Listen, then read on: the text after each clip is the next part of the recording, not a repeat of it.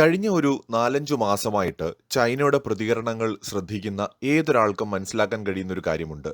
ജപ്പാന്റെ ഒരു ചേഞ്ച് അല്ലെങ്കിൽ ജപ്പാൻ സമീപകാലത്ത് നടത്തിക്കൊണ്ടിരിക്കുന്ന അവരുടെ ഡിഫൻസ് രംഗത്തെ മുന്നേറ്റത്തിൽ ചൈന വല്ലാതെ ഭയപ്പെടുന്നുണ്ടായിരുന്നു.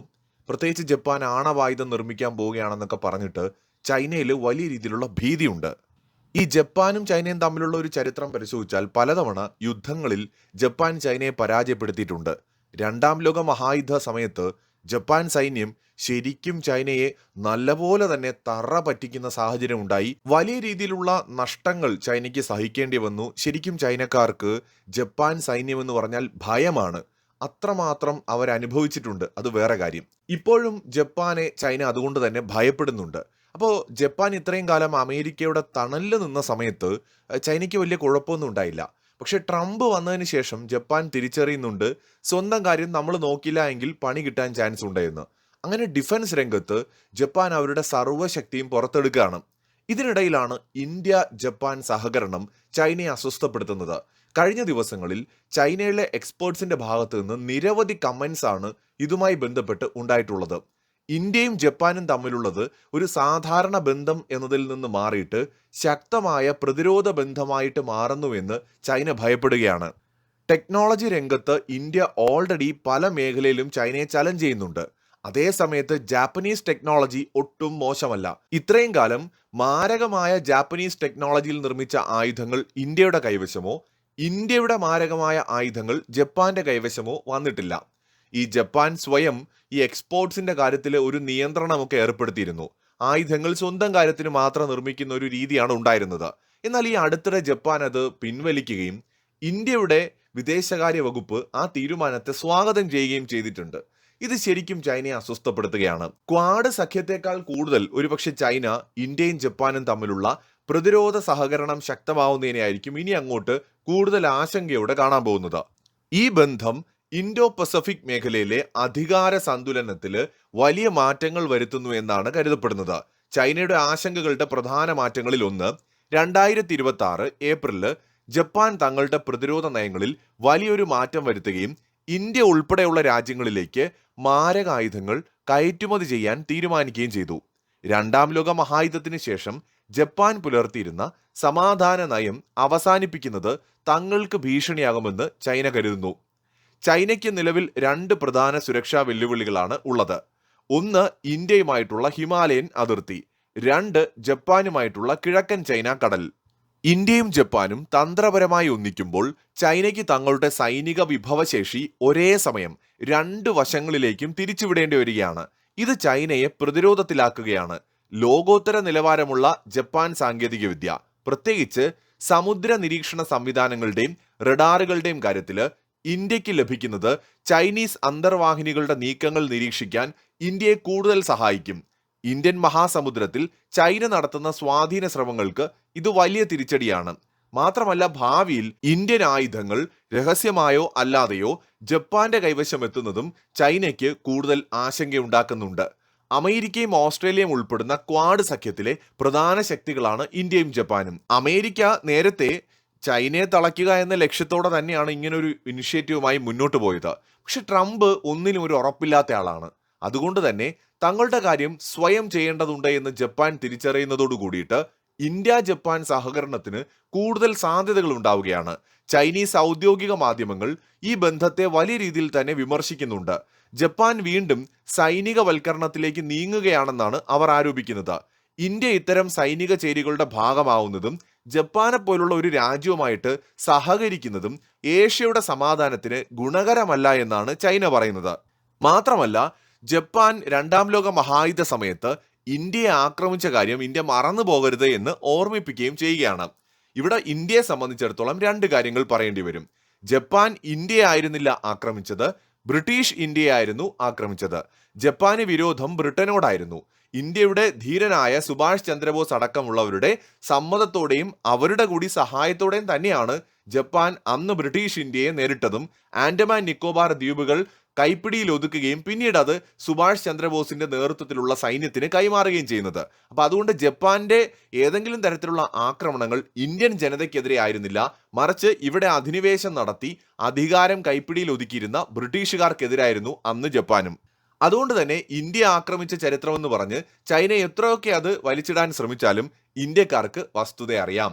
ഇനി രണ്ടാമത്തെ കാര്യമെന്ന് പറയുന്നത്, ജപ്പാൻ രണ്ടാം ലോക മഹായുദ്ധത്തിന് ശേഷം ആയുധങ്ങൾ എക്സ്പോർട്ട് ചെയ്യാതിരുന്നതും മാരക ആയുധങ്ങളുടെ നിർമ്മാണത്തിൽ കാര്യമായിട്ട് താല്പര്യം കാണിക്കാതിരുന്നതും ചൈനയെ ആശ്വസിപ്പിച്ചിരുന്നുവല്ലോ.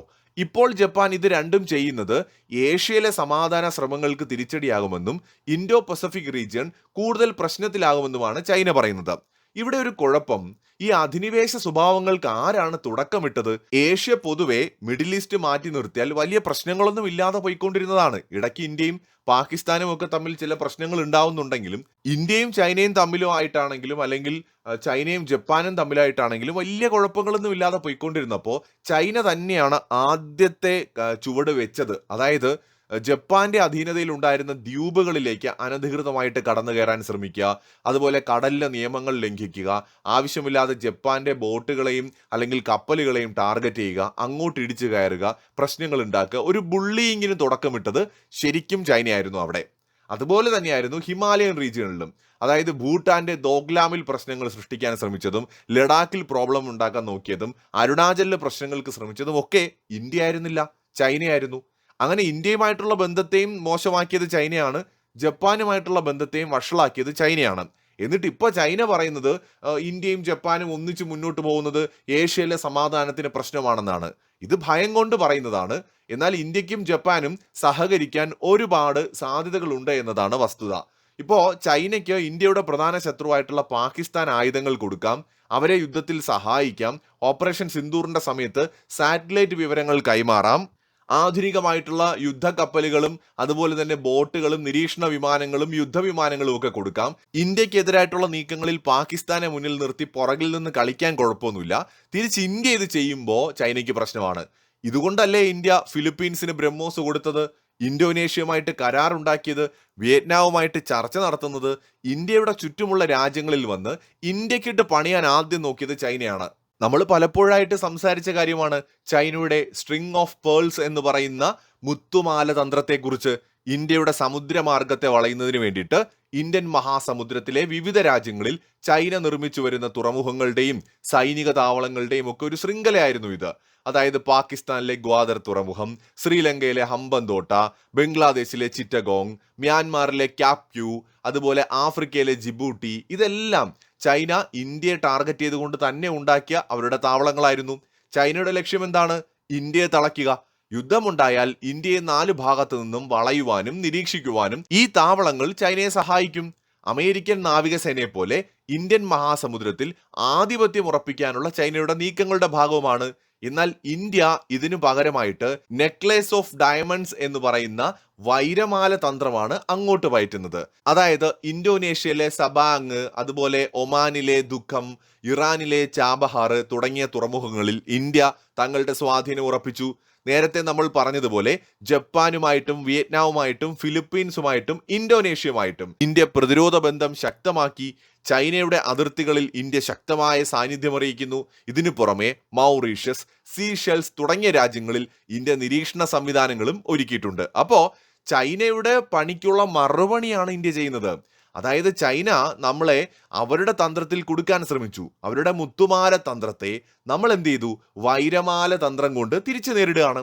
അതിന്റെ ഭാഗമാണ് ജപ്പാനുമായിട്ടും ഫിലിപ്പീൻസുമായിട്ടും ഒക്കെയുള്ള ഈ സഹകരണം. അതായത് ഇന്ത്യയുടെ ഹിമാലയൻ റീജിയണിൽ അല്ലെങ്കിൽ അരുണാചൽ പ്രദേശിലും ലഡാക്കിലും ഏതെങ്കിലും തരത്തിലുള്ള ദുസ്സാഹസത്തിന് ചൈന മുതിരുന്നതിന് മുമ്പ് 1000 വട്ടം ഇനി ആലോചിക്കേണ്ടി വരും. കാരണം പഴയതുപോലെ അല്ല കാര്യങ്ങൾ. ചൈനയ്ക്ക് മേൽക്കൈ ഉണ്ടായിരുന്ന കാലമൊക്കെ പതിയെ ഇല്ലാതാവുകയാണ്. ഇന്ത്യ എല്ലാ അർത്ഥത്തിലും ഇന്ത്യൻ മഹാസമുദ്രത്തിലും ഇൻഡോ പസഫിക് റീജിയണിലും ശക്തമായ സാന്നിധ്യമായി മാറുകയാണ്. അമേരിക്കയുമായിട്ടുള്ള സഹകരണം ഇപ്പോഴും ഇന്ത്യ തുടരുന്നുണ്ട് എന്നതും പ്രത്യേകം പറയണം.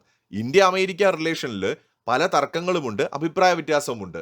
പക്ഷെ ചൈനയുടെ കാര്യത്തിൽ ഇന്ത്യ അമേരിക്കയും തമ്മിൽ ഇപ്പോഴും ശക്തമായ സഹകരണം നിലനിൽക്കുന്നുണ്ട്.